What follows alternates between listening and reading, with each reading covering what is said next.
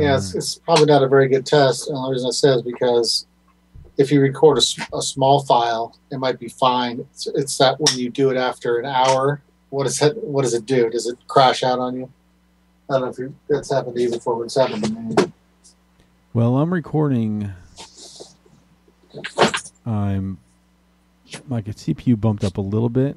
I'm not dropping really any frames except on I'm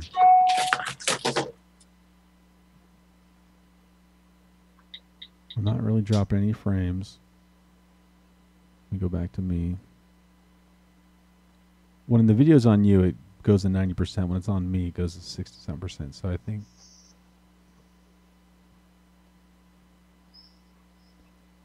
By the way, this is how I think the other guys do. Like, so obviously, Lee Laporte does it like this, where he records on his end. GFQ does it like this too, where they record. He records on his end.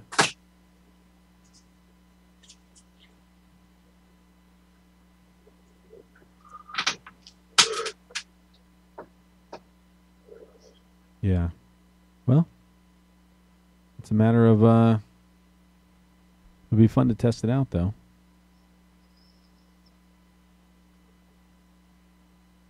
Well, you can always just do a test. I mean, like right now I'm recording on my computer right now. I'm going to try to, if I get some time, I'll upload this few minutes to my. I don't see you going past 45 minutes though on your podcast. I went 45 by myself. Yeah, but I wouldn't be talking like how we do in American Dad. I don't see myself doing that. I'll be behind the controls back here. I can pop in, every once in a while.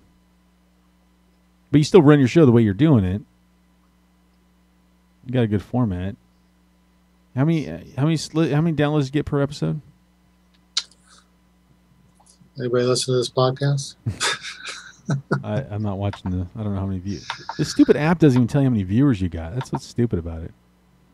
You mean like what live viewers you have? Yeah. Are you still watching it? No, my phone's about to die.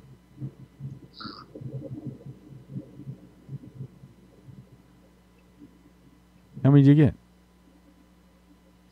You stopped streaming? Oh my god, dude, you're such a baby.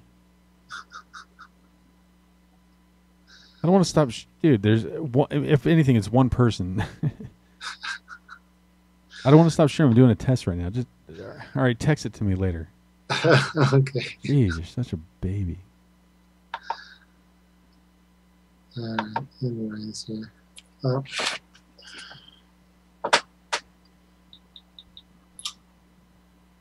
Well, you can always let me know if you want to do a podcast.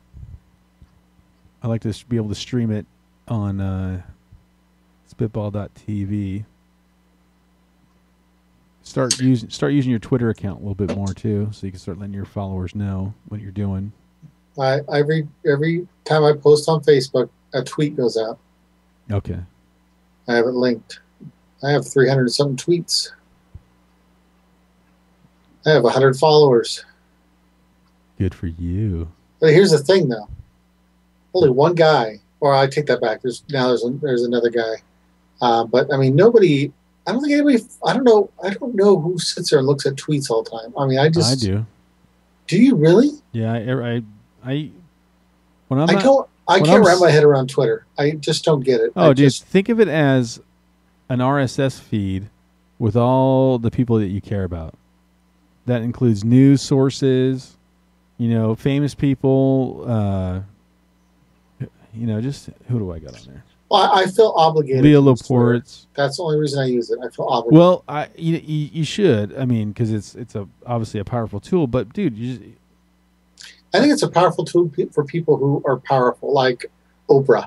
No, or Leah Laporte. It's the same. I think it's the same thing, dude. You just keep hacking away at it, and you'll start gaining followers, dude. Oh no, I mean, yeah, I mean, it's. I don't pursue followers. If they want to follow me, great.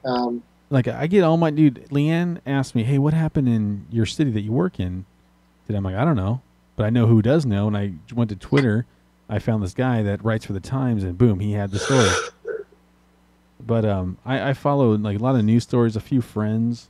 I follow ABC7 News. I feel like I'm going to get the same stuff on Facebook. Yeah, but this is a lot better, dude. The way it comes out. I in fact, if you want to spend $3, man, there's a Twitter app called Tweetbot. It's really cool. It's so easy to use. Cron 4, Google Facts, LeBron James. I love Huffington Post. I mean, these are all stuff that just Engadget, The Verge. It's like an RSS feed mixed with people that you care about, though. Like Howard Stern stuff. Other podcasters, I'm following them. Matt Drudge. I'm just looking at Twitter. So I whenever something comes out. Do you like being behind? Do you like producing the show, or do you like participating in the show? You talking about American Dad or yours? I'm talking just in general. I like doing both. I really like obviously the producing part, but I like doing both, man. I like when it's something I care about. It's fun. But I'm trying to. I feel like you get more gratification out of the technical side of it versus the actual show itself. Because no one else knows how to do that. And it's like you know how it is when you get in the zone of something. There's a goal in mind, and you're just trying to get there. Like I'm extremely happy the way things are going right now. Like I said, this is my fun time.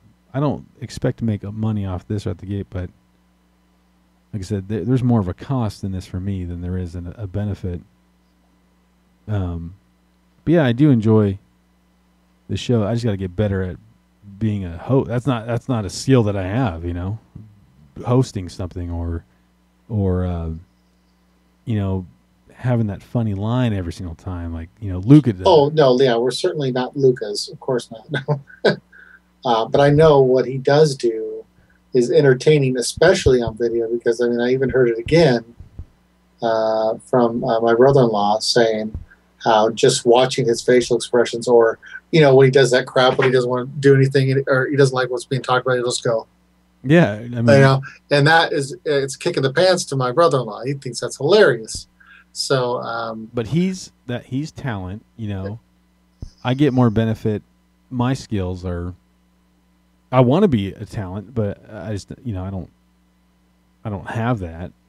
Doesn't mean I don't enjoy trying to do it, but obviously there's another side of this whole thing where I have an edge, and to make this thing work. So everybody kind of puts their pieces together, and you can get something pretty good out of it. But not that video is going to be huge, but it seems like it's going to be it's going to take you to that next level of getting exposed out there, Well, here's what I'm realizing, and I'm already 20 minutes past when I'm supposed to be. Anyways, here's what I'm realizing. I think there's three types of participant viewers, right? There's the reader, there's the watcher, and there's the listener, right? And then it depends on whatever they have time for. Like some people are just surfing the web and reading crap, and they enjoy that. Some people like the instant gratification of the video, right? They're getting to see, the responses, and they're getting the same audio content as doing from a podcast, but it's like a bonus. And then you got the people who don't have time for either of that, and they just want to listen to you on their way to work and the way home, and that's it, mm-hmm. right? So that again, that's why I do everything that I'm doing. But now, what I'm going to be doing is some redundancy, like for blog posts that I wrote before, I'm starting to do a podcast for them. Yeah. So it's what I mean, which I kind of talked about in my last one. But same thing with videos. And I'm knocking two birds with one stone, video and a podcast at the same time. So that's got that. So that's what I'm doing for now. And then I actually, as I've been doing this, like I've been doing this for about a month and a half now. But some of the people that I follow are doing this now. And they're one guy. He's Hi, Cindy. So this is going to be a blogcast, and he literally read his blog, and it was good. He did a good job, but it gives more content. They don't have to come up with an entire podcast. You can just read a blog that he wrote. So, anyways, I got a jam. So record that. Tell me how that works. I got 10 minutes worth of recording here. Cool. All right, man. All right, man. I will talk to you later. You got to hang up because I can't. Okay. Hold on. I'll hang up. No.